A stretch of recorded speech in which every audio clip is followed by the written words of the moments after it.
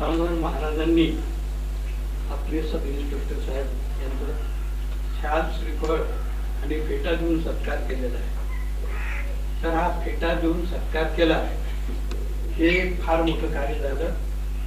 नुसतं कार्य झालं नाही तर आता भोगे साहेबांवर बऱ्याच जबाबदाऱ्या आल्या.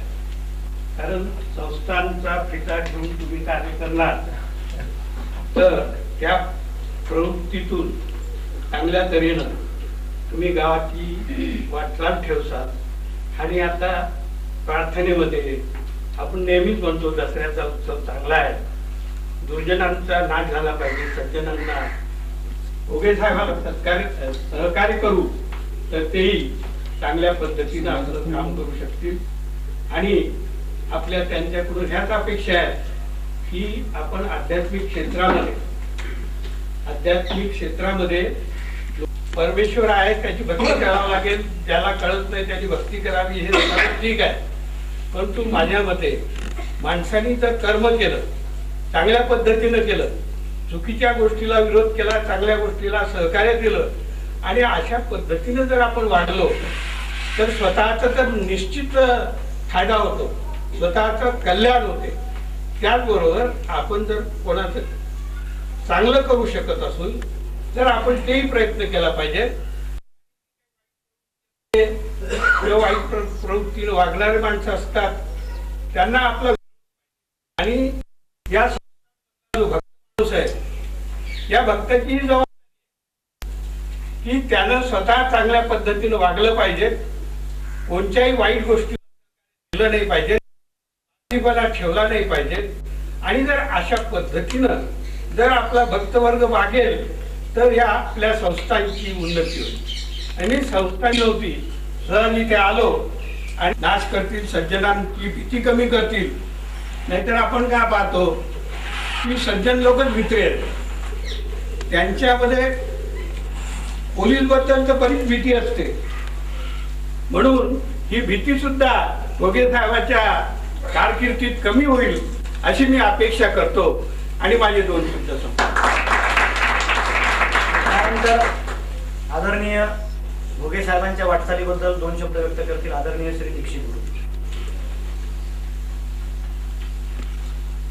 परमपूजनीय ओंकारदेव भोगे साहेब, शिरपूर विद्यालयाचे अध्यक्ष आणि प्राचार्य, ग्रामपंचायतचे सदस्य, माजी उपसरपंच महाजन सर, तसेच या कार्यक्रमात उपस्थित सर्व मामासाहेब,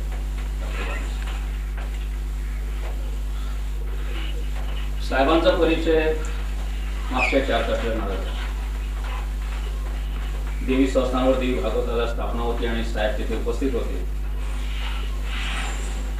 पहिला मला आश्चर्य वाटलं की अध्यात्म क्षेत्र, देवी भागवताची स्थापना आणि ते साहेबांच्या ते म्हणजे पोलीस अधिकाऱ्यांच्या हाताही होते आणि ते सहभाग होत आहे, मला आश्चर्य वाटलं होतं. खऱ्या अर्थाने जी शक्ती आहे, शक्तीलाच अध्यात्माचं अधिष्ठान असणं आवश्यक आहे.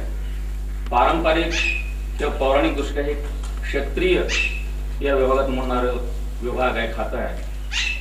आणि क्षत्रिय जेव्हा अध्यात्मपर असतात, अध्यात्म अधिष्ठान त्यांना लाभतं, त्यावेळेला खऱ्या अर्थाने आपलं स्वकार्य जे काय आहे ते नीट अगदी योग्य घडतं.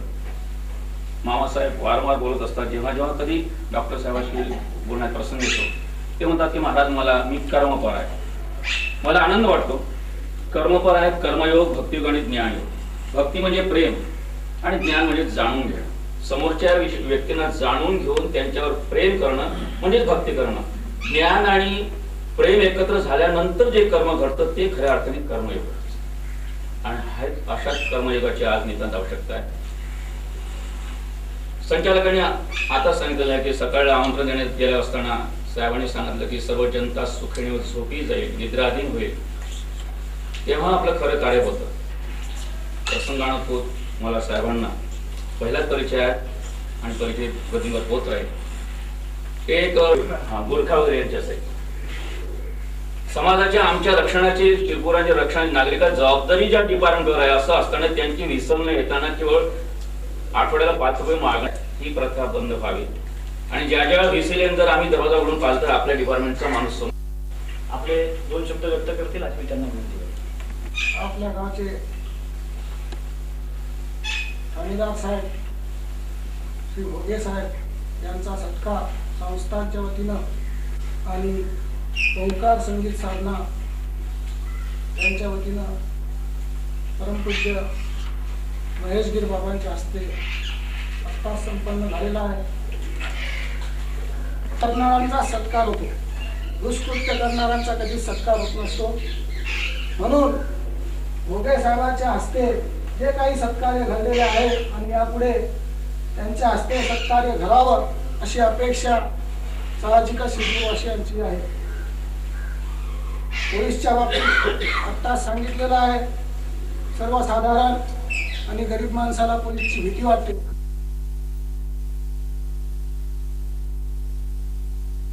आज अशी परिस्थिती समाजात अजूनही आहे. कारण त्याच्या मागचं कारण असं आहे की या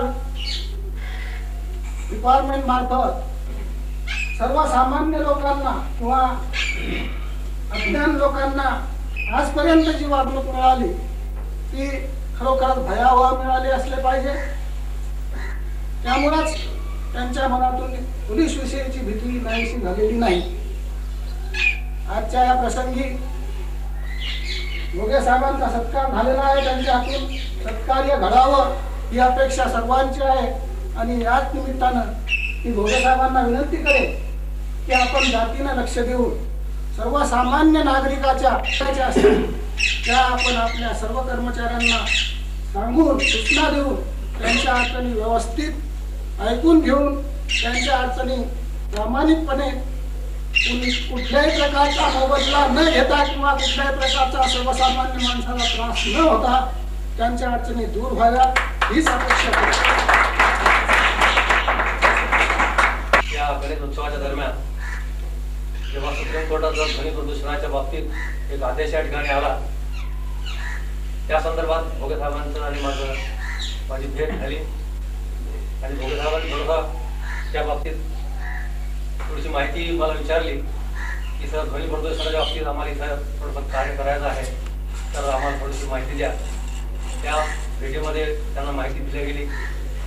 मला आठवते या ठिकाणी बाबांच्या या उपस्थितीमध्ये ओंकारगिरी बाबांच्या उपस्थितीमध्ये आपल्या भारताचे गृहमंत्री सन्मान्य शंकरजी चव्हाण यांचा सत्कार या ठिकाणी बाबांनी केला होता. त्याच गृह खात्याचे प्रतिनिधी म्हणून मी आज भोगे साहेबांचा सत्कार महेशगीर बाबांच्या हस्ते या ठिकाणी होत आहे. हे औचित्य आहे असं मी या ठिकाणी समजतो. यापुढे देखील भोगे साहेबांच्या हातून जे आध्यात्मिक कार्य त्यांनी या ठिकाणी संपन्न केलेलं आहे, पार पाडलेलं आहे, याही पुढे अशाच प्रकारचं कार्य सत्कार्य त्यांच्या हातून हो, त्यांना पुढचं आयुष्य चांगल्या प्रकारचा लाभो, त्यांचा पुढचा जो काळ आहे तो भरभराटी जावं अशी मी ईश्वरचरणी प्रार्थना करतो आणि माझे 2 शब्द सत्कार बोलावलेला आहे. ते वेळात काढून आल्याबद्दल त्यांचं मनपूर्वक स्वागत करतो. संत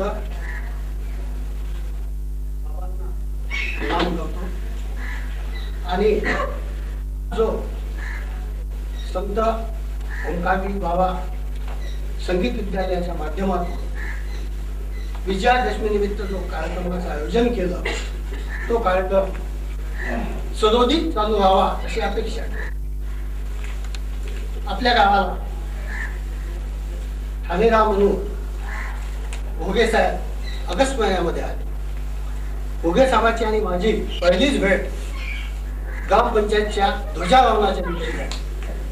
तिथेच आमचा परिचय झाला आणि आपण म्हणतो की व्यक्तीला पाहिल्यानंतर व्यक्तीचे गुण दिसून येतात, तसं साहेबाला पाहिल्यानंतर एक मनामध्ये खुशी वेगळीच अपेक्षा उभी राहून गेलेली आणि त्या अपेक्षेची फलही ताबडतोब मिळाली की काही ज्या चुका आमच्या हातून होत होत्या त्या चुका साहेबांनी तिथंच आम्हाला दर्शवल्या.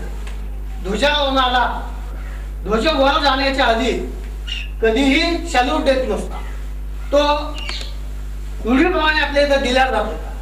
ती चूक साहेबांनी एका लावलेली आहे ते खरोखर सवांपेक्षा वेगळे दिसून येतात आणि त्यांच्या या उपक्रमामध्ये संत ओंकारगिरी बाबा सदोदित आशीर्वाद देतील आणि त्यांनी घेतलेलं जे कार्य आहे ते सफल करतील. ईश्वर त्यांना दीर्घायुष्य देवो हीच मी अपेक्षा ठेवतो आणि माझे 2 शब्द संपतो. मी आपले परमपूज्य ज्ञानगिरी महाराज बाबा शिवगिरी बाबा ओंकारगिरी बाबा परमपूज्य गणेशगिरी बाबा यांना मी मनपूर्वक अभिवादन करतो.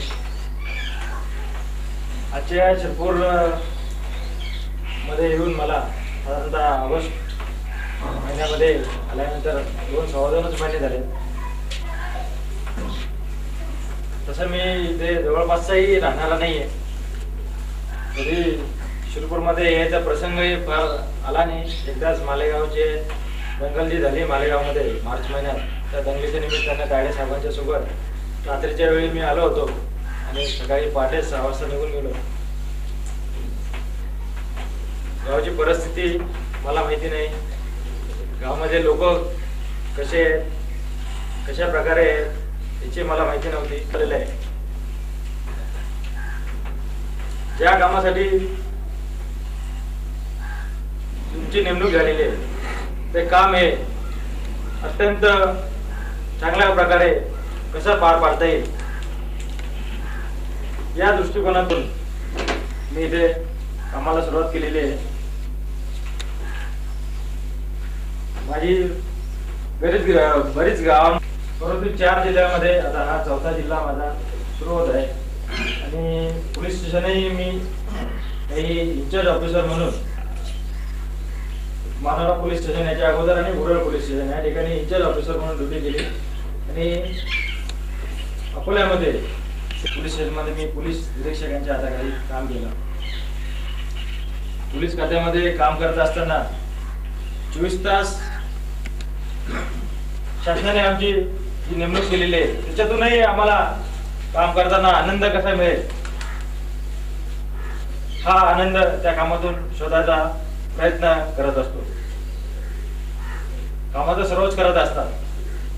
त्या काम करण्याला जेव्हा मनपूर्वक मनाची तुमची साथ जर नसेल तर काम तुम्ही व्यवस्थित पार पाडू शकत नाही. तर काम करायचंच आहे तर ते मनापासून करण्यात काय हरकत आहे. या एकाच विचाराने मी माझं जे काही मला काम करावं लागतं ते काम करत असतो. माझ्याकडून जे काही शक्य होईल ते सर्व काही करण्याचा मी नेहमी प्रयत्न करत असतो. शिरपूरमध्ये आल्यानंतर सुद्धा या ठिकाणी मला एक ठाणेदार या नात्याने जे काही करणं आवश्यक आहे ते मी करायला सुरुवात केली. सर्वात महत्त्वाचं म्हणजे पोलीस स्टेशनच्या कामकाजामध्ये तुमचा नेहमी संबंधित असतो तो कुणीतरी भांडण तंटे करून झगडे करून येणाऱ्या लोकांचाच तुम्हाला प्रथमतः सामना करावा लागतो. चांगल्या व्यक्ती या पोलीस स्टेशनला सहजासहजी येत नाहीत कारण त्यांचं तसं कामही नसतं.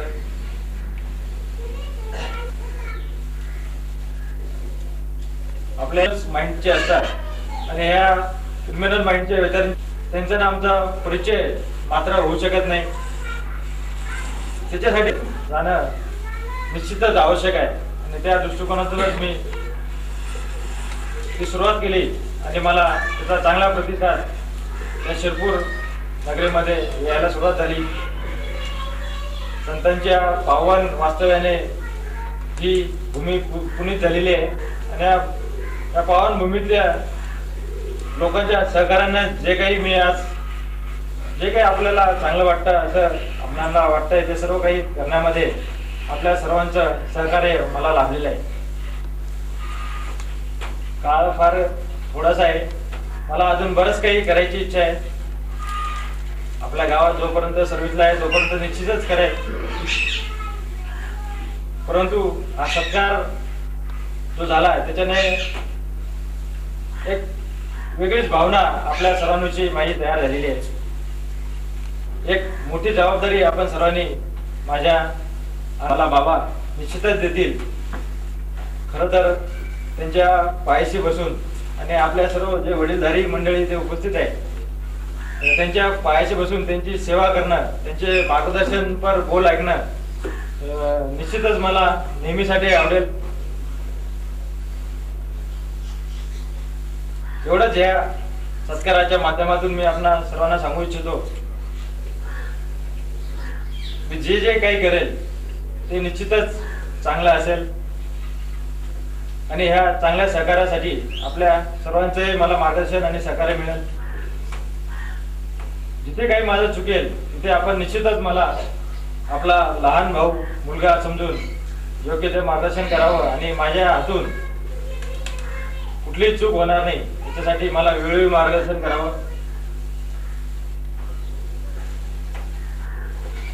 या सत्काराच्या निमित्ताने मी आपला या संस्थांचा निश्चितच ऋणी राहील. शिरपूरमध्ये असेपर्यंत आपली नेहमी भेट होतच राहणार आहे.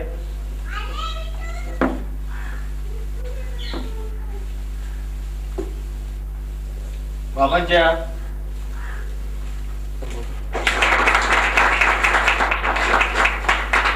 आपले तशा प्रकारे आपली राज्यकारभार चालवायचे परमपूजनीय महेशगीर बाबांच्या हस्ते आदरणीय भोगे साहेबांना तशा प्रकारचा सत्कार म्हणून पटका देण्यात आलेला आहे. तर तोही पटका ते आपल्या नजरेसमोर ठेवून एक न्यायाचं प्रतीक म्हणून नेहमी स्मरण ठेवून संपूर्ण शिरपूरवासियांना आपल्या परीनं एक चांगलं प्रशासन आणि चांगल्या सुविधा देण्याचा प्रयत्न करतील अशी मी आपणा सर्वांच्या वतीनं अपेक्षा व्यक्त करतो. आणि या कार्यक्रमाकरता आपल्या शिरपूर विद्यालयाचे प्राचार्य आदरणीय श्री के.एस. देशमुख सर उपस्थित झाले, त्यांचे मी संस्थांच्या वतीने आभार मानतो. यानंतर आदरणीय डॉक्टर श्री एल.एस. गाबणे साहेब उपस्थित झाले, त्यांचे सुद्धा आभार मानतो. आदरणीय श्री दीक्षित गुरुजी उपस्थित झाले, त्यांचे आभार मानतो. आणि शिरपूर एज्युकेशन सोसायटीचे अध्यक्ष सन्माननीय श्री वामनरावजी ढवळे उपस्थित झाले, त्यांचे आभार मानतो. आपल्या शिरपूर ग्रामपंचायतचे माजी सरपंच श्री रमेश महाजन सर उपस्थित झाले, त्यांचे आभार मानतो. आदरणीय श्री भोले साहेब, ओमभाऊ सोने, खोलगाडे काका, रोकडे साहेब, शेंडे सर, माजी पंचायत समिती सदस्य अशोकरावजी देशमुख, विद्यमान ग्रामपंचायत सदस्य मंगला डागळे, मुंडे साहेब, कांबळे साहेब आणि मागे बसलेले सर्व शिरपूर नगरातील प्रतिष्ठित व्यक्ती, या सर्वांचे मी जहांगीर महाराज संस्थांच्या वतीनं आभार मानतो. आणि परमपूजनीय महेशगीर बाबांच्या वतीनं असं जाहीर करतो की हा सत्कार समारंभ इथे संपलेला आहे.